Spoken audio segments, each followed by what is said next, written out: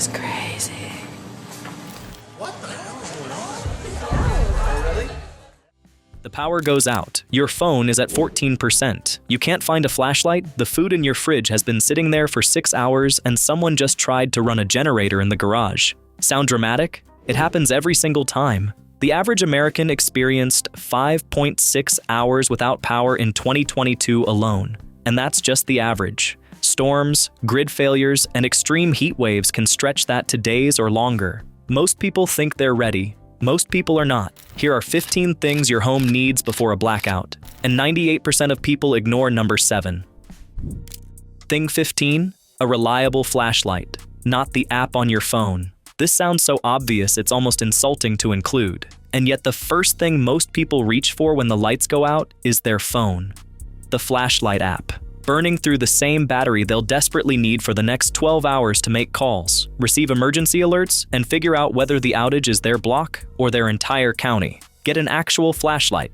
More specifically, get one that works. Not the one that's been living in the junk drawer since 2019 with batteries corroded to the inside of the casing. LED flashlights today are inexpensive, genuinely durable, and bright enough to be useful. Keep at least 2 in fixed, known locations. One in the kitchen, one in the bedroom. If you have to search for your flashlight in the dark, the whole preparedness system has already collapsed before you even opened the drawer. Headlamps deserve a specific mention. They look a little ridiculous, sure, but they leave both hands free, which matters when you're moving around a dark house, taking care of children, or trying to do anything more complicated than hold a light and stare at it. FEMA recommends multiple battery-operated or hand-crank light sources for every household. Not your phone, not a candle, an actual dedicated light source you can hand to someone and know it will work. Battery-operated lanterns are also worth having. They illuminate a whole room rather than just a beam, which changes the experience of a blackout from tense survival scenario to something much closer to a manageable inconvenience.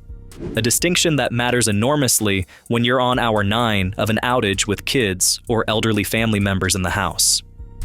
Thing 14, enough water stored properly. Here's the part about water most people miss. During a power outage, it's not always just the lights that go off. About 15% of the US population relies on private wells with electric pumps. No power means no water coming out of any tap in the house. Not to drink, not to flush, not for anything. Even on municipal water systems, extended regional outages can affect pumping stations and drop water pressure across entire neighborhoods. It's not common, but it's also not rare enough to ignore. FEMA's guidance calls for 1 gallon of water per person per day for a minimum of 3 days, with 2 weeks being the more realistic target for serious emergencies. For a family of 4, the baseline is 12 gallons just to cover 72 hours. Store water in food-grade containers kept away from direct sunlight, gasoline, and cleaning products, which can off-gas through plastic and contaminate the contents. Rotate stored water every 6 months if you're filling your own containers. If you get advance notice of a major storm, fill the bathtub before it hits. That water won't be safe to drink without treatment, but it's fine for flushing toilets manually, cleaning wounds, and basic sanitation, all of which matter significantly in a multi-day outage. While you're thinking about water storage, add a supply of water purification tablets or a portable filter to your emergency supplies. These allow you to treat questionable sources, rain collection, a creek, a neighbor's pool, if stored water runs low. Purification tablets cost about $10 and treat hundreds of gallons. They take up almost no space and last for years on the shelf. Thing 13, a hand crank or battery-powered weather radio. When the power goes out, your internet router goes with it, your smart TV goes with it, your cordless phone-based station goes with it. If you're in the middle of an active severe weather event, a hurricane, a major ice storm, a tornado warning, that's precisely when you need real-time emergency information the most, and you've just lost most of your ways to access it.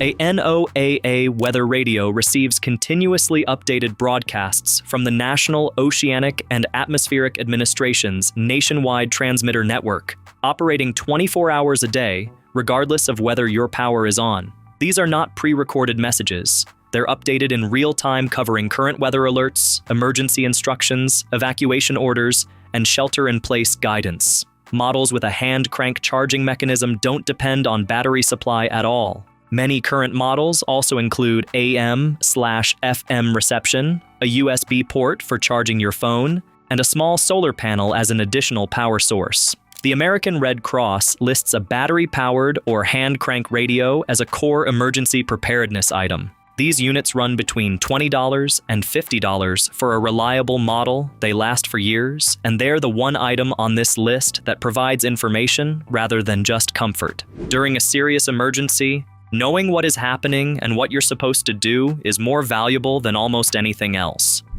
Thing 12. Non-perishable food for at least 3 days. Everyone has some canned goods in the back of a cabinet. A meaningful proportion of them expired before the last major election. The goal here isn't to stock a fallout shelter, it's to have 3 days of food that requires no refrigeration, minimal or no cooking, and is realistic enough that your household will actually eat it when the time comes. FEMA's minimum is 3 days. The more prepared target is 2 weeks. That means foods people will genuinely consume. Canned beans, canned fish, peanut butter, crackers, nuts, dried fruit, instant oatmeal, granola bars, shelf-stable milk, jerky. The discipline that separates prepared households from households that merely think they're prepared is rotation, using what you store, replacing it before it expires, and keeping real edible food stocked rather than a dusty pile of things nobody likes. 2 details that consistently get missed. First, if most of what you've stored requires boiling water to prepare, pasta, rice, ramen, oatmeal, you need a way to heat water without electricity.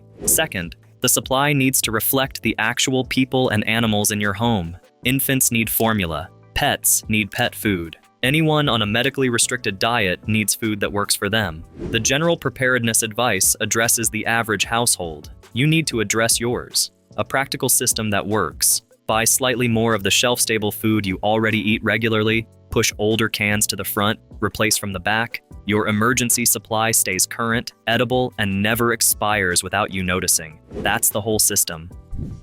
Thing 11. A portable camp stove and enough fuel to use it. A compact propane camp stove with a supply of fuel canisters gives you the ability to cook real food, boil water for purification, make hot drinks, and maintain something resembling normal life during a multi-day outage. A basic one-burner model costs $30 to $60. It pays for itself completely the first time a storm keeps your power off for 48 hours, and you're not eating cold canned food in the dark. The safety note here is not optional. Propane camp stoves are for outdoor use or spaces with direct, substantial airflow. Not inside the house, not in the kitchen with one window cracked, not in the garage with the door partially open. It doesn't matter how quickly you plan to finish cooking or how bad the weather is getting. Placement is the rule, and the rule doesn't have exceptions. Position the stove outside, on a porch with genuine air movement, or directly at an open door with real cross-ventilation.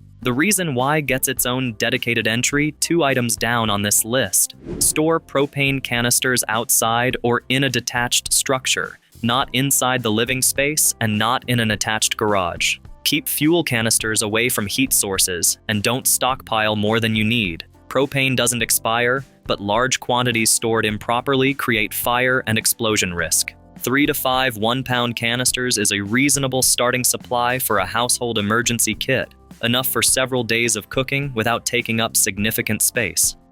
Thing 10. A manual can opener. You stocked canned goods. Good call. You forgot the manual can opener. The electric one on the counter is now an expensive piece of counter decoration. This specific failure happens more often than it should, because manual can openers feel redundant when you have an electric one sitting right there, until it doesn't work. A decent manual can opener costs about $10 and takes up negligible space. Keep it with your emergency supplies specifically, not in a general kitchen drawer where it slowly migrates to a different drawer, then a different cabinet, then the back of a shelf somewhere. Quality matters. The cheapest versions skip teeth, slip off the can rim mid-rotation, and leave you wrestling with a partially opened can in the dark, which is a small problem that feels extremely large in the moment. A model with a butterfly key or smooth gear mechanism costs a few dollars more and lasts years without issues. While you're at it, add a manual bottle opener and a basic multi-tool to the same container. Small redundancies pay disproportionate returns when every convenience in your house has stopped working simultaneously. Thing 9. A battery-operated carbon monoxide detector. This is the one. The item 98% of people don't think about. Not because they're unfamiliar with carbon monoxide, but because they don't connect the specific conditions of a power outage to the dramatically elevated CO risk those conditions create. When the power goes out, people do things they wouldn't otherwise do. They run portable generators, often in garages, basements, or positioned just outside a window, which are not safe placements. They bring propane camp stoves indoors when it starts raining. They run charcoal grills in the garage. They use gas-powered tools in enclosed spaces because it's dark and the weather outside is bad. Every one of those decisions, made under stress and in the dark, spikes carbon monoxide exposure risk in ways that can be fatal. The data from the Consumer Product Safety Commission is difficult to argue with. About 85 Americans die every year from CO poisoning caused specifically by gasoline-powered portable generators. In 2020, portable generators were the single highest product-linked CO death source, 92 deaths in 1 year, most in residential locations during weather-related outages. A national survey found over 60% of adults believed running a generator in an open garage was safe. It is not. Carbon monoxide reaches lethal concentrations even with the door open. Here is the specific reason a battery-operated detector matters. A standard plug-in CO detector stops working when the power goes out. That is exactly the scenario when your CO risk is highest. A battery-operated model, or one with genuine battery backup, keeps working through the outage. That is the version you need. Carbon monoxide is called the invisible killer because it's colorless and odorless, notes the U.S. Fire Administration. CO poisoning can occur when a fuel-burning appliance or machine is not working or vented properly. Install a CO detector on every floor of your home and outside each sleeping area. Replace batteries when you change your clocks. Replace the unit itself every 5 to 7 years. The electrochemical sensors in CO detectors degrade over time, and an old unit with fresh batteries may not alarm reliably. Thing 8. Portable power banks. Multiple, fully charged. Your phone is your most versatile tool during a blackout. It's the backup flashlight, the emergency alert receiver, your communication link to family, your utility company's outage line, your map. Keeping it charged is not optional, and it can't rely on the same electrical grid that just failed. A power bank with 20,000 milliampere hours capacity will fully charge most modern smartphones between 3 and 5 times from zero. Keep at least one charged and ready at all times, not stored empty in a drawer waiting to be needed. High-capacity power banks discharge gradually over months of sitting unused, so make a habit of checking and topping them off every couple of months. For households with more demanding electrical needs, CPAP machines, medical monitoring devices, powered wheelchairs, insulin cooling requirements, or just several people who all need devices running, consider a portable power station rather than a phone charging bank. Brands like Jackery,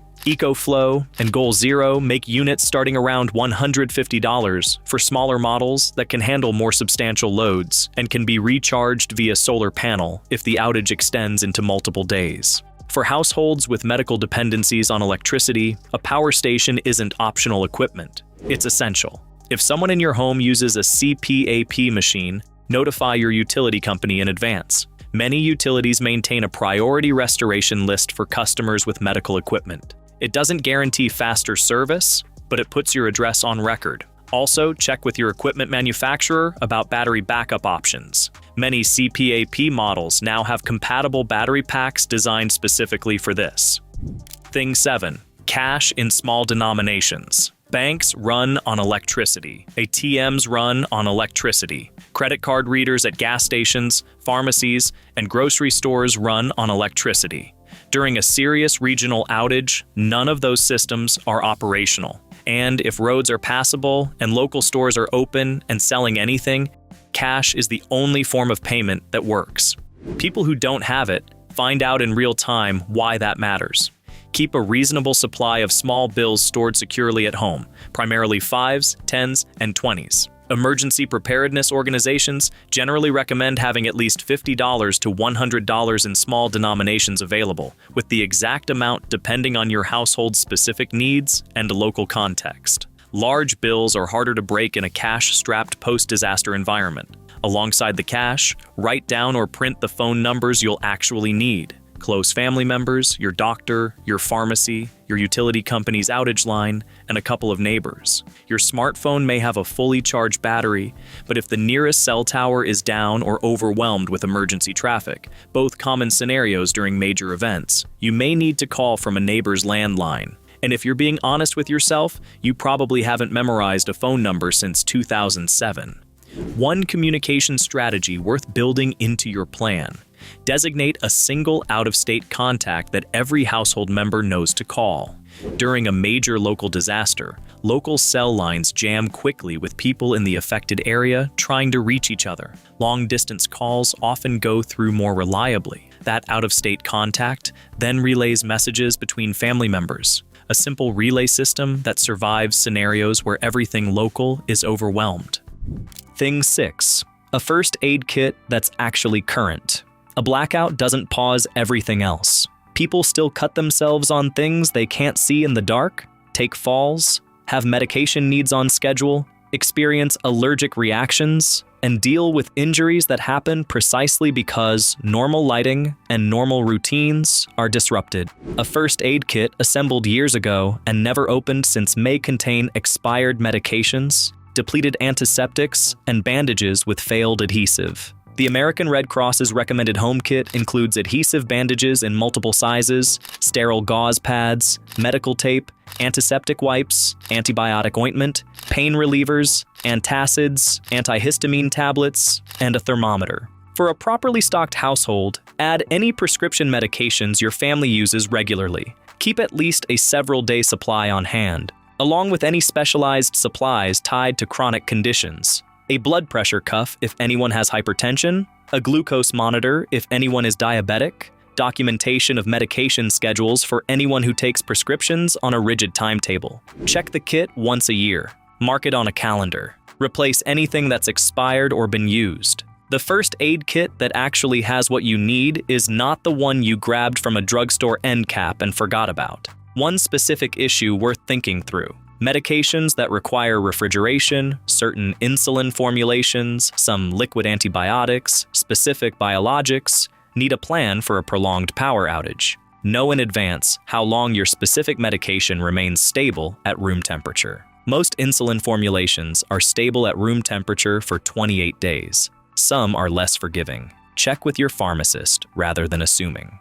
Thing 5. Warm clothing and blankets. Most modern gas furnaces require electricity to operate, not for combustion, but for the blower motor, the electronic ignition, and the thermostat. If the power goes out in winter, your heating system stops regardless of how much gas is in the line. You won't notice the first hour. By 3 a.m., with the interior temperature dropped 10 or 15 degrees, you'll notice. Sleeping bags rated for cold temperatures, heavy wool or down blankets, and warm layered clothing require no power, no maintenance, and no special knowledge. Keep them accessible, not vacuum sealed in hard-to-reach storage, so you can deploy them quickly. Wool is worth calling out specifically. It retains insulating properties even when damp, which is relevant during winter storm outages with high humidity or roof leaks. The summer version of this is equally serious. Without air conditioning during an extreme heat event, the interior of a well-insulated modern house can reach dangerous temperatures within hours, particularly for elderly people, infants, and anyone with cardiovascular or respiratory conditions. Know before an outage happens where your nearest public cooling center is, usually a library, large community center, or public building, and have a plan for getting there if your indoor temperature climbs into the medically risky range. The CDC considers indoor temperatures above 80 degrees Fahrenheit a risk for heat-related illness in vulnerable populations, and above 90 degrees Fahrenheit a significant risk for anyone. A battery-powered or battery backup fan extends the safe range somewhat by aiding perspiration, but it's not a substitute for actual cooling. Know your threshold and act before the situation becomes a medical emergency.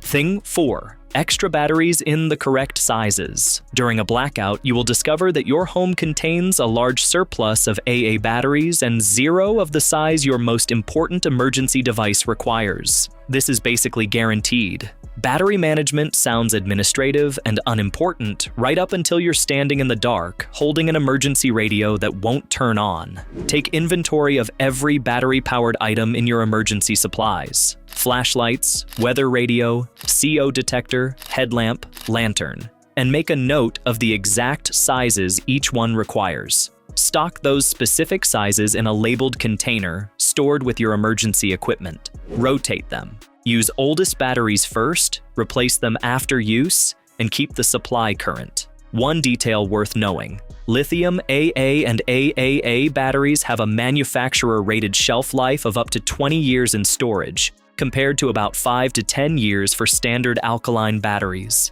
They also hold their capacity much better in cold temperatures, where alkaline batteries lose output noticeably. For supplies you're storing and not cycling through regularly, lithium is worth the extra cost per battery. For everyday devices, standard alkaline is fine. A practical way to handle battery preparedness without overthinking it. Once a year, when you're doing your emergency kit check, pull the batteries out of your emergency devices, test them, and replace any that are below full capacity. Use the pulled batteries in everyday devices like remotes or wireless keyboards, where partial capacity is acceptable. This system keeps your emergency equipment always at full power without any waste.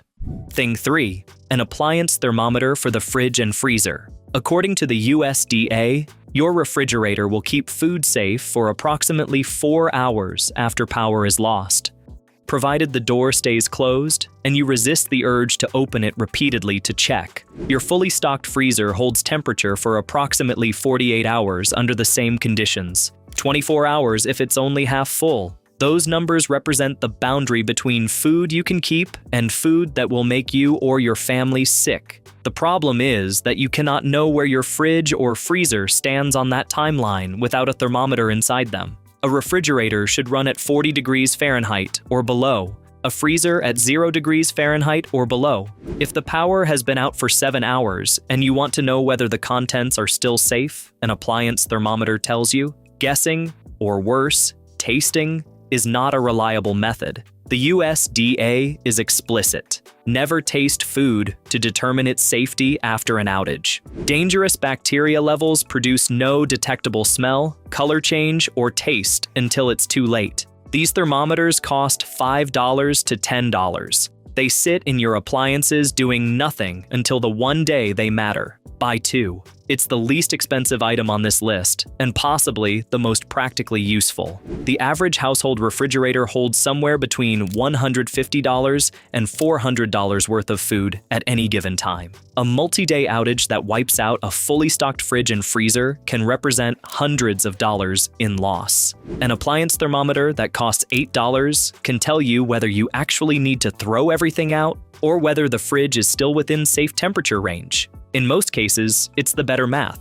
Thing 2. Important documents in a waterproof container. A blackout that follows a serious storm often arrives alongside other problems: flooding, structural damage, or the need to evacuate quickly with minimal time to gather things. If you're grabbing what matters and leaving in a hurry, the last thing you want to be doing is sorting through a filing cabinet under flashlight, trying to remember where the insurance documents live. Store copies of your most critical documents: passports, birth certificates, social security cards, insurance policies, prescriptions, lease or mortgage documents, and a list of financial account numbers in a waterproof container or a fireproof lockbox in a consistent, accessible location that every adult in your household knows. A USB drive with scanned digital copies adds a lightweight, redundant backup that takes up no meaningful space. FEMA and the Red Cross both recommend keeping a printed list of emergency contacts in the same container, separate from your phone. In a serious event where you end up at a shelter, a neighbor's house, or a relative's home without access to your phone's contact list, that paper list is the difference between reaching your family in 10 minutes and not reaching them for hours.